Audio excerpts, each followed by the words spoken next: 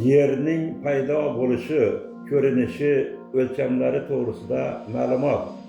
Ilmiy nuqtai nazardan Yerning yoshi taxminan 4,5 milliard yil deb qabul qilingan.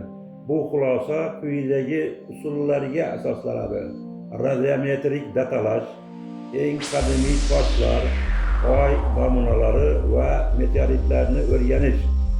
Bu narsa Qur'oni Karimda ham shunday kelgan, bir-birini inkor qilmaydi.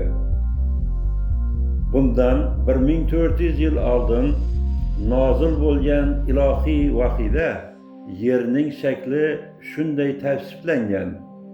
Shunday yerni yoyib tekis qildi. Naziyat surasi 30-oyat. Yerning o'lchamlari: ekvator bo'ylab diametri taxminan 12.756 kilometr, qutblar arasidagi diametri 12.714 kilometr, o'rtacha radiusi taxminan 6.371 kilometrni tashkil qiladi. Ekvator uzunligi aylanasi 40.075 kilometr. Yuza va hajmi: yuza maydoni 510 million kvadrat kilometr, quruqlikda 29% tashkil qiladi, suv, okeanlar esa 71% tashkil qiladi. Suvning hajmi taxminan 1,83 trillion kilometr kub hisoblanadi.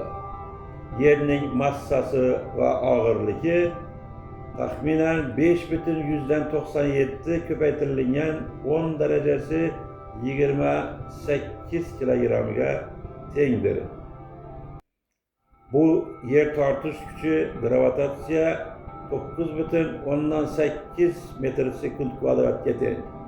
Quyoshga va oyga nisbatan yerdan quyoshgacha bo'lgan masofa taxminan 149,6 million kilometrni tashkil qiladi. Oygacha o'rtacha masofa yerdan 384.400 kilometrni tashkil qiladi. Qisqacha xulosa: Yer o'lchami jihatdan Quyosh tizimidagi o'rtacha sayyoradir. Quyoshdan uzoqligi jihatidan 3-o'rinda turadi.